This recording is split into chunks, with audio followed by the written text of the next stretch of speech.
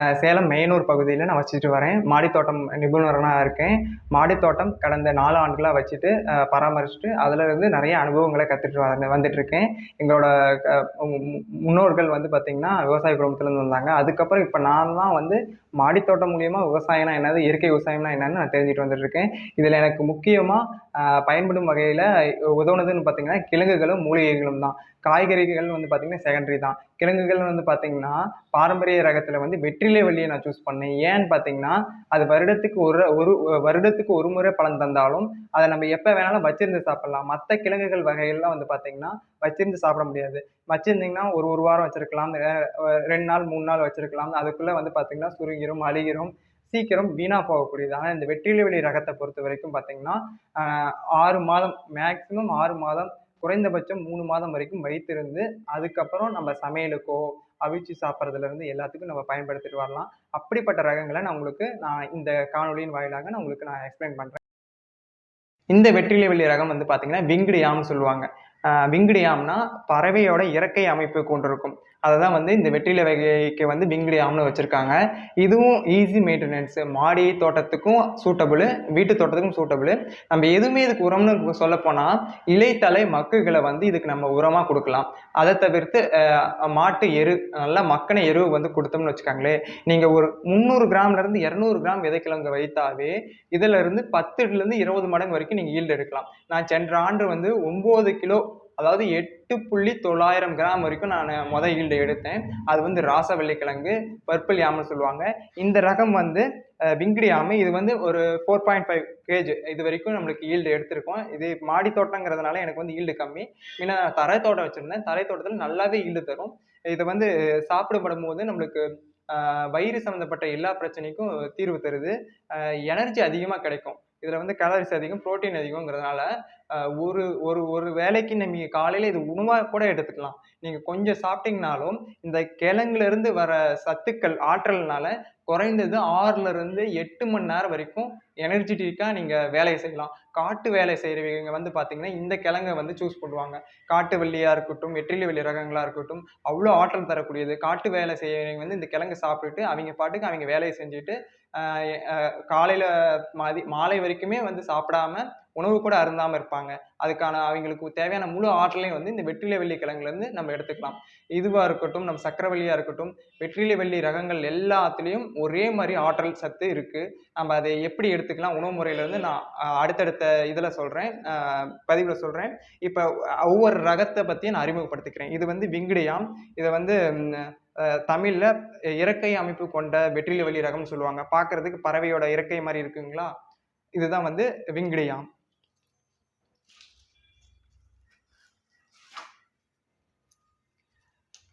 இது வந்து பார்த்தீங்கன்னா, ஆ ஆட்டுக்கொம்பு காவல்லி கிழங்கோட வேர்க்கிழங்கு. இந்த ரகத்துல வந்து பார்த்தீங்கன்னா, மண்ணுக்கடியில 3லிருந்து 4 கிலோ வரைக்கும் ஈல்டு தருது. இதோட கொடியில வந்து பார்த்தீங்கன்னா, குறைந்தபட்சம் முதல் வருஷம் ஈல்டு வந்து பார்த்தீங்கன்னா, 1/2 கிலோ கிடைக்கும். போக, போக, போக, போக பார்த்தீங்கன்னா, 2லிருந்து 3 கிலோ வரைக்கும் கூட கொடியில வச்சிருக்கு. இதோட கொடியில காய்க்கிற கிழங்கு வந்து பார்த்தீங்கன்னா, ஆட்டோட கொம்பு மாரி இருக்கும். அதனால இத ஆட்டுக்கொம்புன்னு சொல்லுவாங்க. இந்த கிழங்க வச்சீங்கன்னா, இதோட வேர் கிழங்கு வந்து இப்டி பெருசா ஒரு மரவள்ளியோட கொஞ்சம் பெரிய சைஸ்ல உங்களுக்கு கிடைக்கும். இதோட கொடி காய்ச்ச கிழங்கு வந்து இது. இதோட வேர் கிழங்கு வந்து இது. இது 2ம் ஒரே இனம் தான்.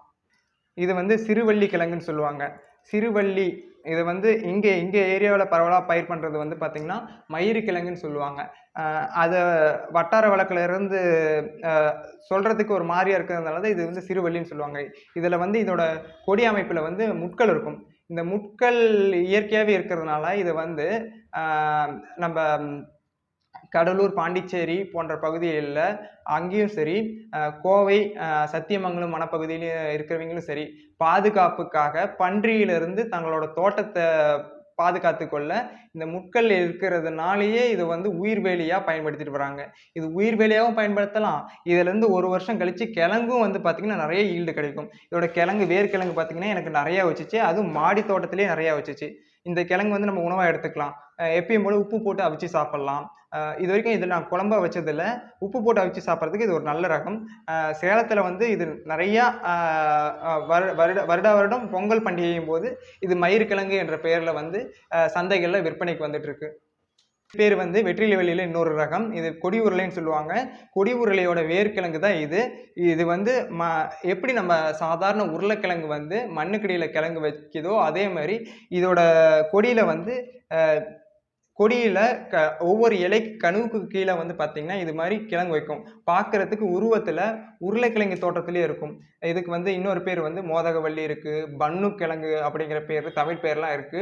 இலங்கை தமிழர்கள்ல இருந்து சரி, நம்ம தமிழ் மக்களும், மலைவாழ் மக்களும் சரி, இத பயன்பாட்டுல வச்சுட்டு வராங்க. இந்த நாட்டு வெரைட்டி வந்து பார்த்தீங்கன்னா, வேர்க்கிழங்கு 1/2 கிலோவுல இருந்து 3/4 கிலோ வரைக்கும் தான் இருக்கு. இதோட கொடியில காய்க்கிற கிழங்கு வந்து மேக்ஸிமம் வந்து பார்த்தீங்கன்னா, 150 கிராம்ல இருந்து 175 கிராம் தான் கொடியில காய்க்குது. இதோட ஹைபிரிட் ரகங்கள்லாம் இப்ப கேரளாவுலருந்து வந்துட்டு இருக்கு. மேக்ஸிமம் கொடியில காய்க்கிற வெயிட் வந்து பார்த்தீங்கன்னா, 1.25 கிலோ வரைக்கும் கூட கொடியில காய்க்குது. அப்படிப்பட்ட ஹைபிரிட் ரகம்லாம் வந்துட்டு இருக்கு. நாட்டு வகை வந்து கசக்கக்கூடியது. இதோட இலை அமைப்பு பார்த்தீங்கன்னா, சாதாரண வெற்றிலை வகைய காட்டிலும் வந்து இலை வந்து ஹார்ட் இன் ஷேப்ல இருக்கும். இலை மினுமினுப்பா இருக்கும். இது ஒரு நல்ல ரகம். கொடியிலயும் காய்க்கும், உங்களுக்கு மண்ணுக்கடியிலயும் காய்க்கும். இத வந்து கொடியில காய்க்கிறது வந்து நீங்க சிப்ஸ் போட்டுக்கலாம். மண்ணுக்கடியில காய்க்கிறது வந்து மாவுத்தன்மையா இருக்கிறதுனால, இத நம்ம குழம்புக்கோ, அவிச்சு சாப்பிடுறதுக்கும் நம்ம வச்சுக்கலாம். பார்த்தீங்கன்னா, வெள்ளை வெற்றிலை வெள்ளின்னு சொல்லுவாங்க. இந்த ரகம் வந்து பார்த்தீங்கன்னா, நம்ம நார்மல் வெற்றிலை வெள்ளி மாரியே தான். ஆனா, இதுல வந்து மண்ணுக்கடியில மட்டும் தான் கிழங்கு வைக்கும். கொடியில காய்க்காது. அ இந்த இந்த கிழங்க பொறுத்தவரைக்கும் கிளைக்கிளையா அதாவது தூர் எடுத்துக்கிட்டு கிழங்கு வைக்கும். அங்கங்க நெறைய கொத்து கொத்தா கிழங்கு வைக்கும் மண்ணுல. அந்த மாரி ஒரு வகை தான். இதோட இதோட இதோட கூட வந்த கிழங்குலாம் வந்து பார்த்தீங்கன்னா, இது 2 இப்படி வந்தா இப்படி ஒண்ணா தான் வரும். இந்த ஒரு தூர்ல இருந்து இங்க 2ஆ உடைஞ்சு பிரிஞ்சது தான் அது 2ங்கும். அந்த 2 கிழங்கும். இது மாரி நம்மளுக்கு ஈஸியா மெயின்டெனன்ஸா இருக்கிற மாரி மாடி தோட்டத்துல சூட்டபிளா இருக்கிற வெற்றிலை வெள்ளி ரகத்தெல்லாம் நான் உங்களுக்கு சொல்றேன் ஒவ்வொன்னா. அத நீங்க ஈஸியா மாடியில வளர்த்து பயன்பெறலாம்.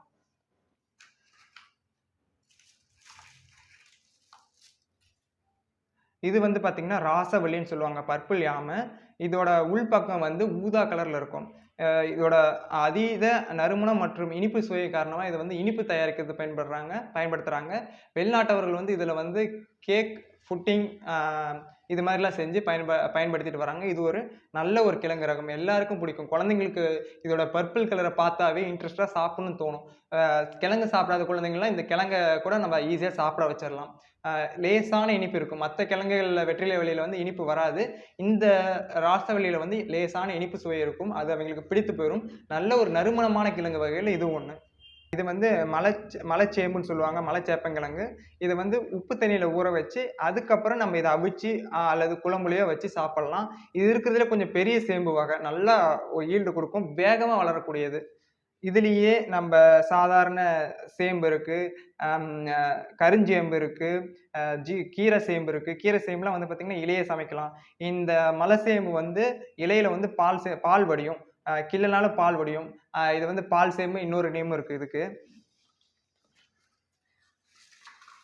சர்க்கரைவள்ளியில போன வருஷம் நானு ஒரு 9லிருந்து 12 வகை வரைக்கும் நானு மாடியில போட்டிருந்தேன். அதுல இப்போ ஒரு 4 வகை மட்டும் நான் ஈல்டு எடுத்திருந்தேன். இந்த வகை ஒவ்வொன்னும் ஒவ்வொரு மாரி இருக்கும். இதுல வந்து வெளி ஸ்கின் வந்து ஒயிட்டா இருந்து ஃப்ளஷ் வந்து உள்ள வெள்ளையா இருக்கிற மாரி இருக்கு. பிங்க்கா இருக்கிற மாரி இருக்கு. இதுல ஒரு ஒரு 12 வகை நான் வச்சிருக்கேன். மற்ற விதை சேகரிப்பாளர் வரைக்கும் 22 வகையான சர்க்கரைவள்ளி கிழங்குகள் வச்சிருக்காங்க. இது வந்து நம்ம வெள்ளை மரவள்ளி கிழங்கு. இது எப்படி எனக்கு கிடைச்சுச்சுன்னா, வானகத்திலிருந்து போயிட்டு நம்மாழ்வார் நினைவு தினத்த முன்னிட்டு நான் போயிட்டு வந்ததுக்கப்புறம் ஒரு குச்சி அங்கருந்து எடுத்துட்டு வந்து வச்சு, அதுலருந்து ஈல்டு எடுத்த வெள்ளை மரவள்ளி கிழங்கு. இது நல்லா ஈஸியா வெந்துருது. ஒரு 2 ஆவியிலேயே வேகக்கூடிய ஒரு நல்ல ரகம் இது. அங்கருந்து எடுத்துட்டு வந்தேன். இது வந்து கண்டிப்பா இது ஒரு மரபு ரகமா தான் இருக்கணும். ஏன்னா, அங்க மரபு ரகத்த மட்டுமே பயிர் செஞ்சுட்டு வந்துட்டு இருக்காங்க, வானகத்த பொறுத்தவரைக்கும். பொறுத்தவரைக்கும் நான் அடிப்படை மஞ்சள்ல வந்து சமைக்கிறதுக்காகவும், வெளி அவுட்டர் யூஸுக்காக மட்டும் தான் பயன்படுத்திட்டு வரேன். இது வந்து நம்ம நாட்டு மஞ்சள்.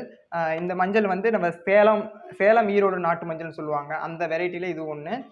இது வந்து லக்கடாங் மஞ்சள் சொல்லுவாங்க. மேகாலயாவோட தேசிய மஞ்சள். இதுதான் குர்குமின் அதிகமா உள்ள மஞ்சள். இது வந்து குர்குமின் அதிகமா இருக்கிறதுனால புற்றுநோய் செல்கள அழிக்கும். இது ஒரு நல்ல ரகம். இது எல்லாரும் பயிர் பண்ண முன் வரணும். இதோட கேஜே வந்து பார்த்தீங்கன்னா, சாதாரண மஞ்சள் ரூ. 400 போச்சுன்னா பவுடரு. இது ரூ. 800 வரைக்கும் மார்க்கெட்ல போயிட்டு இருக்கு. லக்கடாங் மஞ்சள்னு கேட்டீங்கன்னாவே எல்லா தோட்ட ஆர்வலருக்கும் ஒரு இன்ட்ரெஸ்ட் வரும். அப்படிப்பட்ட ஒரு மஞ்சள் ரகம் இது. இது நம்ம விராலி மஞ்சள். ஈரோடு பகுதியில ஒரு இந்த கிளையா பிரிஞ்சு வர ரகத்த வந்து விராலின்னு சொல்லுவாங்க. இந்த ரகம் வந்து சாதாரண மஞ்சளுக்கு நல்ல ஒரு ஈல்டு தரக்கூடிய வெரைட்டி இந்த விராலி மஞ்சள். இது கருமஞ்சள். இதோட இந்த நடுப்பகுதி வந்து கரு நீல நிறத்துல கருப்பு நிறத்துல இருக்கும். இது வந்து கேன்சர் செல்களை வளர விடாம தடுக்கக்கூடியதுல இந்த கருமஞ்சளும் அதிக தன்மை வாய்ந்தது, மருத்துவ குணம் வாய்ந்தது. நம்ம சாதாரண மஞ்சள் வந்து 1/4 ஸ்பூன் போடுற இடத்துல அந்த 1/4 ஸ்பூன்ல 1 பங்கு மட்டும் இதுக்கு நம்ம போடலாம். 4ல் 1 பங்கு மட்டும் இந்த கருமஞ்சள் யூஸ் பண்ணலாம். அவ்வளோ நறுமணம் உள்ளது, அவ்வளோ நெடி உள்ளது. கஸ்தூரி மஞ்சள்ல ஒரு 3 வகை வச்சிருக்கேன். நான் அதுக்கு முன்னாடி நான் இது வந்து மா இஞ்சி சொல்லிக்கிறேன். இது ஊறுகாய் போடுறதுக்கு, இஞ்சியில ஊறுகாய் போடுறதுக்கு ஒரு நல்ல ரகம். ஊறுகாயை தவிர்த்து வேற எதுக்கு இது நான் யூஸ் பண்ணதில்ல. அடுத்தது கஸ்தூரி மஞ்சள்ல இது வந்து அடர் மஞ்சள் நிறத்தை தரக்கூடிய ஒரு கஸ்தூரி மஞ்சள். இது தவிர்த்து இளமஞ்சள் தரக்கூடிய கஸ்தூரி மஞ்சள் இருக்கு. இதுதான் நான் உங்களுக்கு போன பதிவில் மூலிகைகள் பதிவில் நான் உங்களுக்கு காட்டியிருப்பேன். இளம் மஞ்சளாக இருக்கும். இது வந்து அடர் மஞ்சள். இதோட தாய் கிழங்கு தான் இது. இதில் பக்க கிழங்கெல்லாம் விதை பகிர்வு அன்னைக்கு நான் எல்லாத்துக்கும் எடுத்து கொடுத்துட்டு தாய் மஞ்சளை மட்டும் வச்சுட்ருக்கேன். அடுத்தது வெள்ளை கஸ்தூரி மஞ்சள். இது ரொம்பவும் நறுமணம் அதிகமாக இருக்கக்கூடிய மஞ்சள் ரகம். இது வந்து விவசாயிகிட்ட கொடுத்து பயிர் செஞ்சு எக்ஸ்போர்ட் ஆகிற அந்த வெரைட்டியில் இந்த ரகமும் இருக்குது. நல்ல நெடி இருக்கும், நறுமணம் ரொம்ப அதிகமாக இருக்கும். நீங்கள் இது ஒரு தடவை பயிர் பண்ணி பாருங்கள். வீட்டு யூஸுக்கு பயின்றவங்க இந்த வெள்ளை கஸ்தூரி மஞ்சளை நீங்கள் பயிர் பண்ணலாம். இதுக்கான விதைக்கிழங்கு கேட்டிங்கனாலும் நான் உங்களுக்கு ஏற்பாடு பண்ணி கொடுத்துருவேன்.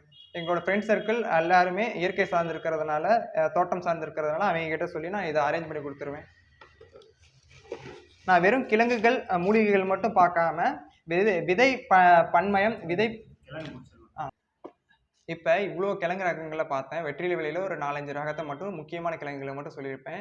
இதை தவிர்த்து நாம் எதுக்கு கார்ப்பரேட் கம்பெனி தரக்கூடிய அந்த கிழங்கு ரகத்துக்கு நம்ம போகணும். மரபு ரகமே ஒவ்வொரு முறையும் நம்மளுக்கு வந்து விதைக்கிழங்காக இருக்கும் போது நம்ம ஒரு விதை கம்பெனியை நம்பியோ ஒரு கார்ப்பரேட் கம்பெனியை நம்பியோ அவனோட கட்டுப்பாட்டுக்குள்ளே நம்ம போகக்கூடாது. அதுக்காக நம்ம தவிர்க்கணும். ஒவ்வொரு முறையும் நம்ம இது மாதிரி மரபு ரகத்தை சூஸ் பண்ணி வளர்க்க ஆரம்பிக்கலாம். இந்த மாதிரி மரபு ரக கிழங்குகள் வெற்றிலை வெளி ரகங்கள் எது வேணாலும் என்னைய தொடர்பு கொள்ளலாம். கீழே இருக்கிற என்னை தொடர்பு கொள்ளும் போது நான் உங்களுக்கு கிழங்கு வளர்ப்பு பற்றிய ஆலோசனையும் மேலும் கிழங்கு ரகங்களில் வெற்றிலை வெளியில் என்ன ரகம் வேணுமோ அதை நான் உங்களுக்கு ஏற்பாடு செய்து கொடுத்துருவேன்.